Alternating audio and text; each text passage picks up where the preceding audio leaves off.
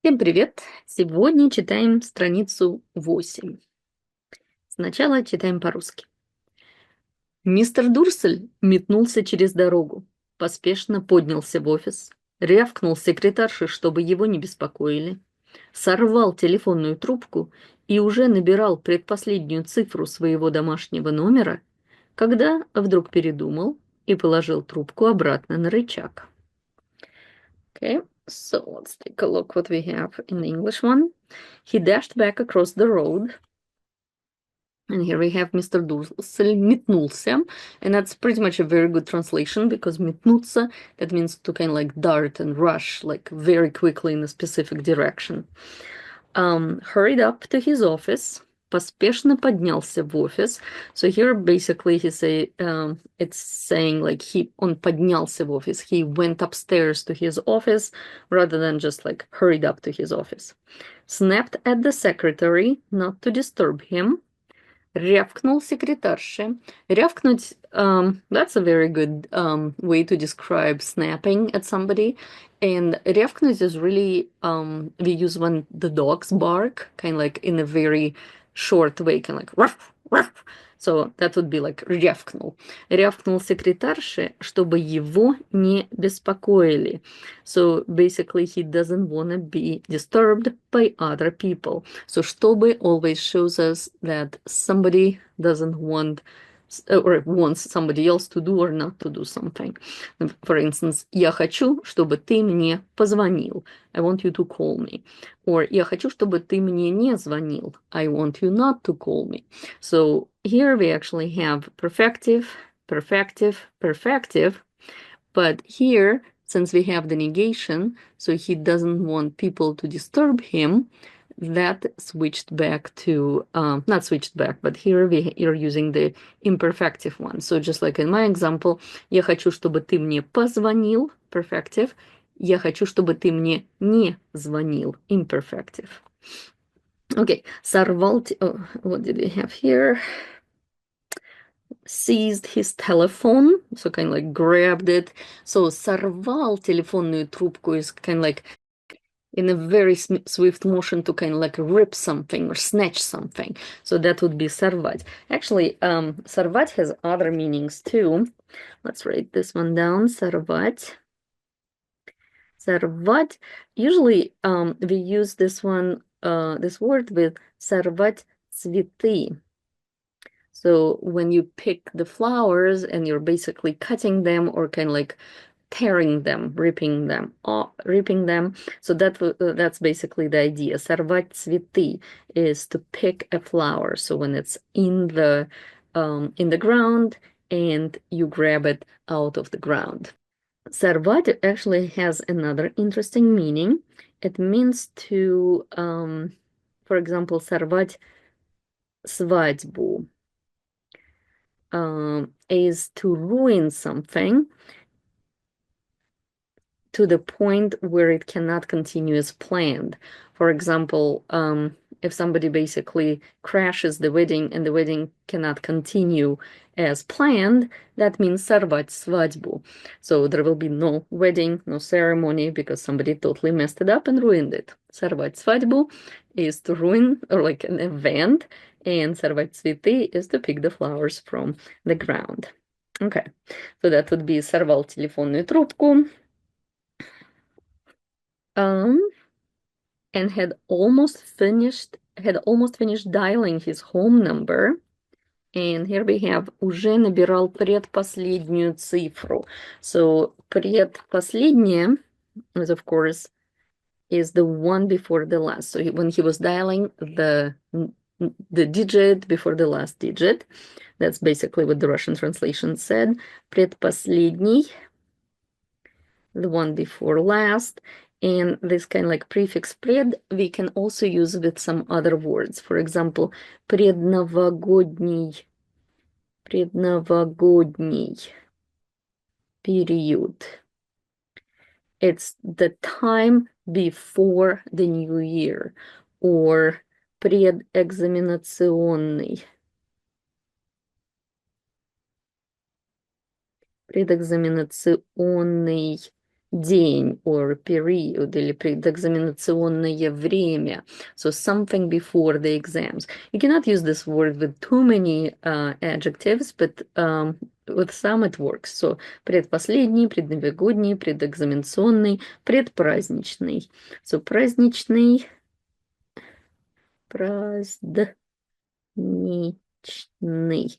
So праздничный is festive as an adjective, or kind of like related to holiday. Holiday used as an adjective, like for instance, holiday time, праздничное время, праздничные дни. But the days before it, we can call it предпраздничный период, предпраздничные дни. Okay. So его домашнего номера. Okay. When he changed his mind. And here we have the period. Когда вдруг передумал. So передумать, I think we've seen it before. So that's literal to change your mind. And in the English original, we stop here. And then the next sentence starts with he put the receiver back down. And that's where we have the Russian translation and и положил трубку обратно на рычаг. So и положил трубку обратно на рычаг. Of course, we're talking about old kind of like looking fonts, old-fashioned fonts. Затем он начал поглаживать усы, думая о том, что... So, поглаживать усы is what we have here, and stroked his mustache. So he put the receiver back down and stroked his mustache, thinking. So same thing here. So поглаживать, yeah, that's kind of like this motion. So it's a good translation. And thinking is translated as думая. She literally means while thinking. We're using the gerund here. Думая о том, что about, and then we don't know. Okay, let's continue reading. Нет, конечно, это была глупость. Short sentence all of a sudden in the Russian version. Okay. No, he was being stupid. So in English we have he was being stupid. In Russian, we have a more general, this was stupidity. And in Russian, I would say we very rarely use the word stupid to describe ourselves. Yeah, so we would rather say something like, more general, like глупость. So for example, to say something like is, oh, I'm so stupid, you can say, я сделал or сделала глупость. Which you can translate the word глупость as stupidity, but it really means like something stupid. Now, or parents often tell kids, не говори глупости.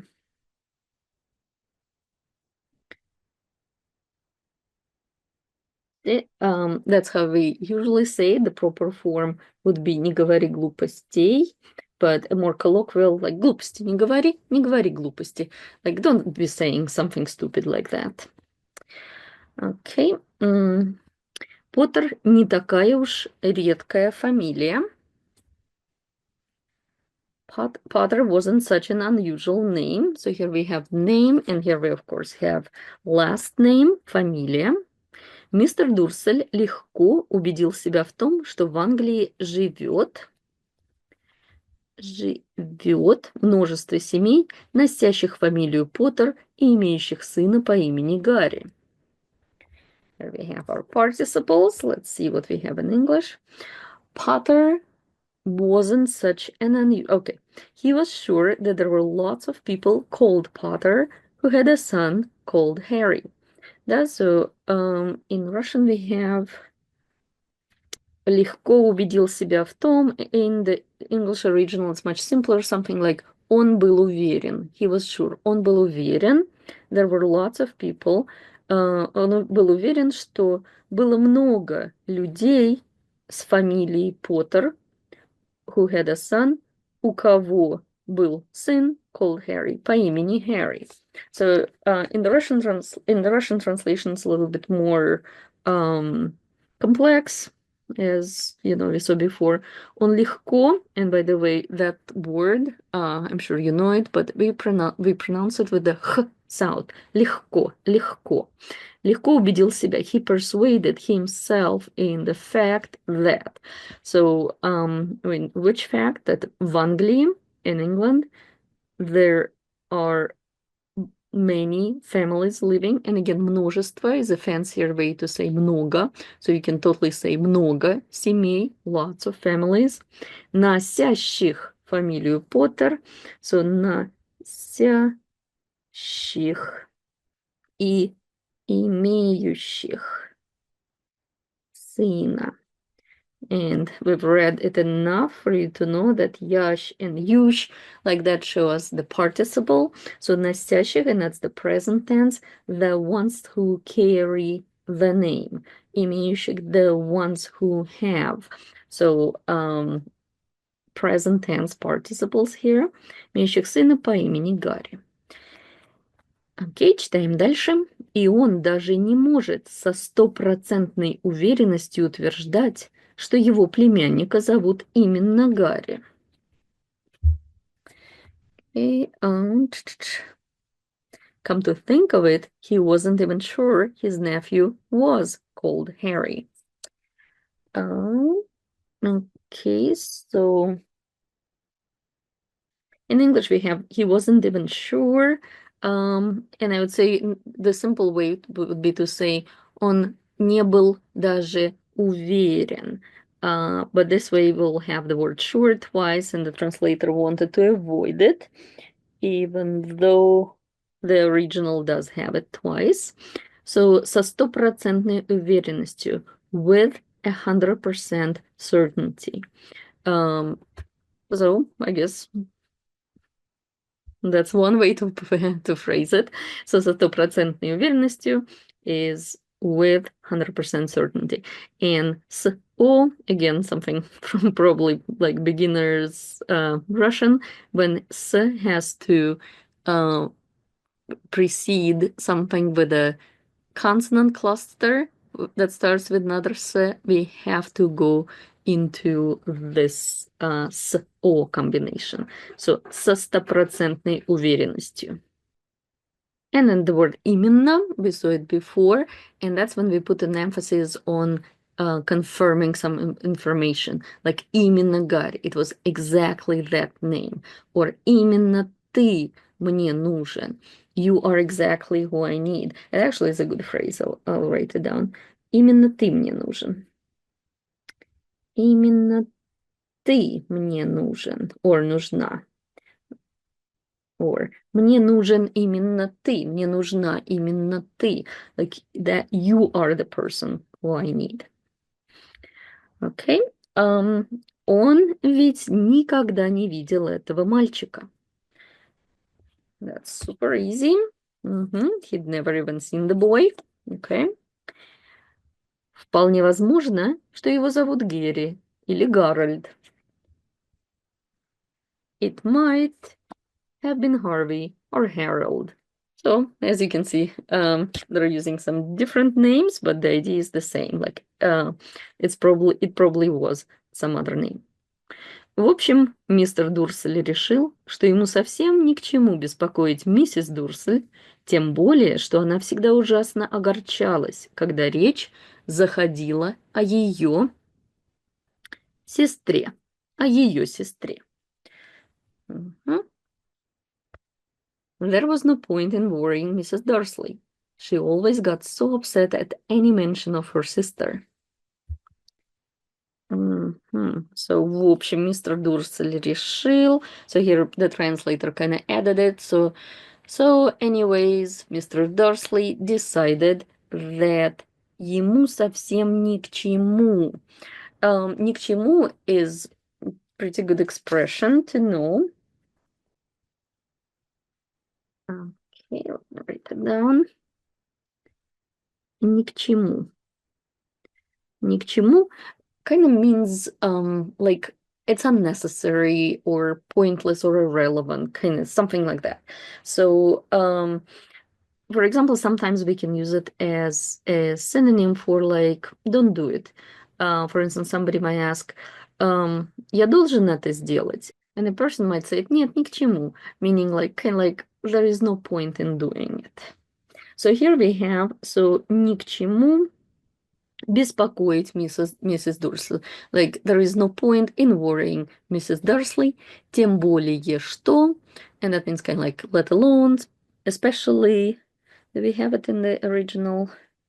No, we don't. So again, the translator kind of added this, like, especially because, and original says she always got upset at any mention of her sister. So она всегда ужасно огорчалась. She was terribly upset when речь заходила о ее сестре. Речь заходит, like, literally, речь means the speech, like the speech or the speaking or the communication. And заходить, you know, it is a verb of motion with the prefix за, which means to stop by. But in this combination, речь заходит, речь зашла, it means that conversation turned to the topic about something. Речь заходит о. For instance, you can say, если речь зайдет о нашем новом проекте, then please tell the person. So if our new project is going to be mentioned or comes up in the conversation, then please do this and this.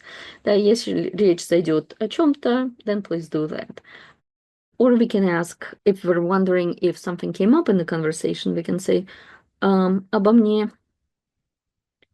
речь зашла or шла.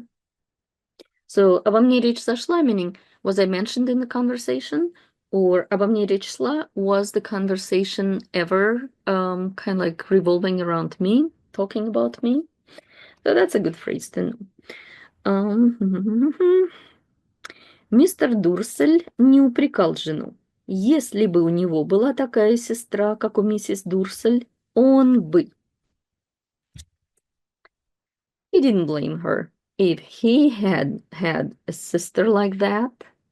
But all the same, those people in cloaks. Okay. Okay, so here we have a different sentence for that. Но тем не менее, эти люди в мантиях и то, о чем они говорили, все это было странно. So again, we have a different kind of like structure of the sentences, but the idea is the same. Yeah. So если бы, that's our hypothetical kind of like irrealistic thing. So when we use если бы, он бы, meaning he does not have it. So he doesn't have that sister, but if only he had a sister like that, then he would do something, we don't know what. Okay, and тем не менее, эти люди в мантиях и то, о чем говорили, все это было странно. So that's pretty much very direct translation of what we just read. So those people in cloaks, 3 dots, the translator kind of like added, все это было странно. All of that was kind of strange or weird. Okay.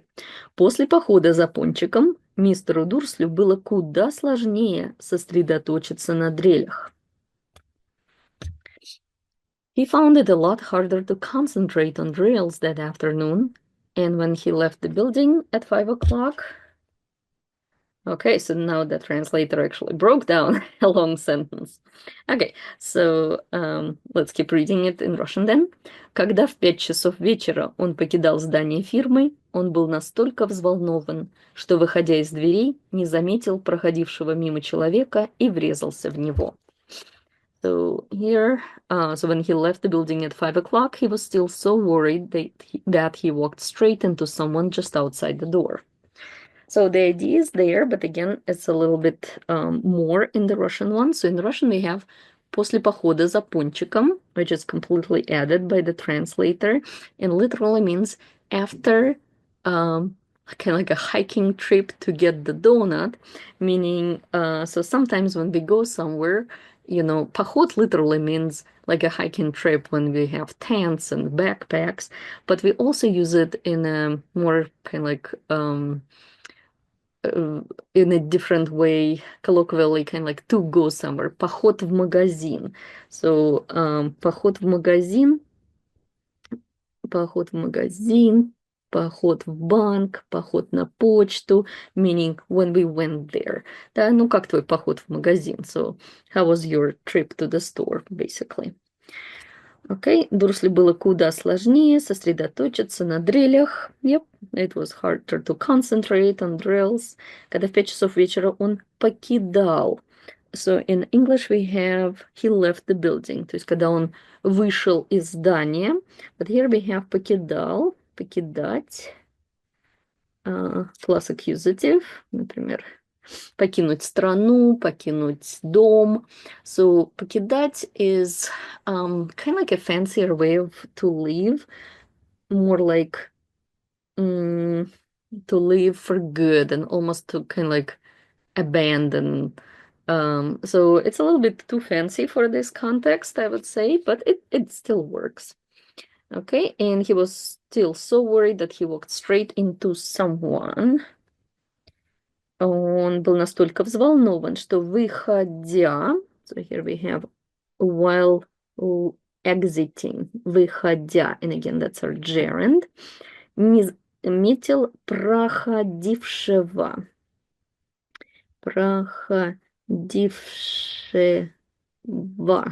and here we have this past participle. I mean, in this context, we could also say проходящего, like the one who is walking by versus the one who was walking by. Проходившего мимо человека и врезался в него. Врезаться is pretty much, so here we have walked straight into someone. Врезаться is to kind of like bump into somebody, or let's say when there is a car accident and the car runs into the wall or into something, so into the tree. Машина врезалась в дерево, or машина врезалась в стену. «Извините», — пробурчал он, видя, как маленький старикашка пошатнулся и едва не упал.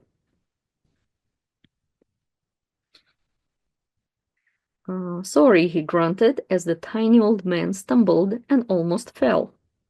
Okay, so that's pretty much what we have here, because пробурчать is basically gonna like say something like under your nose and not happily.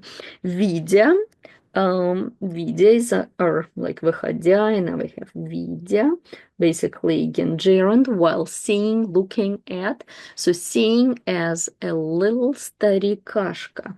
So old man is старик. Старик, that would be the old man.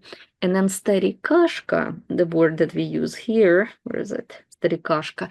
It's a very kind of like negative, you know, so don't ever call anyone старикашка unless you want to show that you don't like them, or this person, you know, just makes you feel kind of like not odd.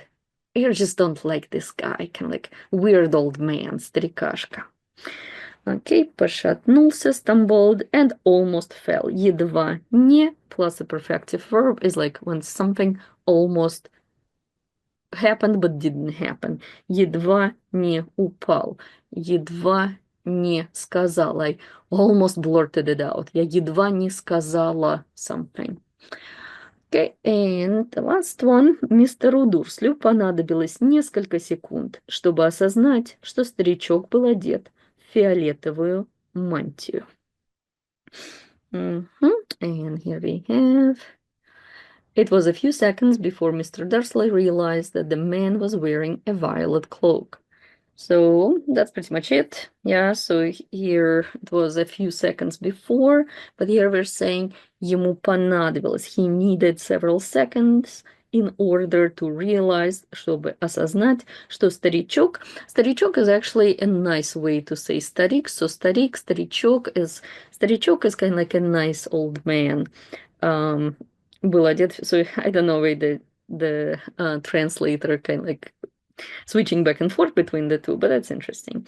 Actually, later it's gonna be старикашка again. Кстати, старикашка нисколько не огорчился. he didn't seem at all upset at being almost knocked to the ground. So, and да, нисколько не огорчился, meaning completely, he wasn't upset at all. Okay, we'll stop here, and next time we'll continue reading, and let me read everything at once. Okay. Мистер Дурсель метнулся через дорогу, поспешно поднялся в офис, рявкнул секретарше, чтобы его не беспокоили, сорвал телефонную трубку и уже набирал предпоследнюю цифру своего домашнего номера, когда вдруг передумал и положил трубку обратно на рычаг. Затем он начал поглаживать усы, думая о том, что... Нет, конечно, это была глупость. Поттер не такая уж редкая фамилия. Мистер Дурсель легко убедил себя в том, что в Англии живет множество семей, носящих фамилию Поттер и имеющих сына по имени Гарри. И он даже не может со стопроцентной уверенностью утверждать, что его племянника зовут именно Гарри. Он ведь никогда не видел этого мальчика. Вполне возможно, что его зовут Герри или Гарольд. В общем, мистер Дурсель решил, что ему совсем ни к чему беспокоить миссис Дурсель. Тем более, что она всегда ужасно огорчалась, когда речь заходила о ее сестре. Мистер Дурсель не упрекал жену. Если бы у него была такая сестра, как у миссис Дурсель, он бы... Но, тем не менее, эти люди в мантиях и то, о чем они говорили, все это было странно. После похода за пончиком мистеру Дурслю было куда сложнее сосредоточиться на дрелях. Когда в 5 часов вечера он покидал здание фирмы, он был настолько взволнован, что, выходя из дверей, не заметил проходившего мимо человека и врезался в него. «Извините», — пробурчал он, видя, как маленький старикашка пошатнулся и едва не упал. Мистеру Дурслю понадобилось несколько секунд, чтобы осознать, что старичок был одет в фиолетовую мантию. Кстати, старикашка нисколько не огорчился. Okay, let's stop here and we'll continue next week.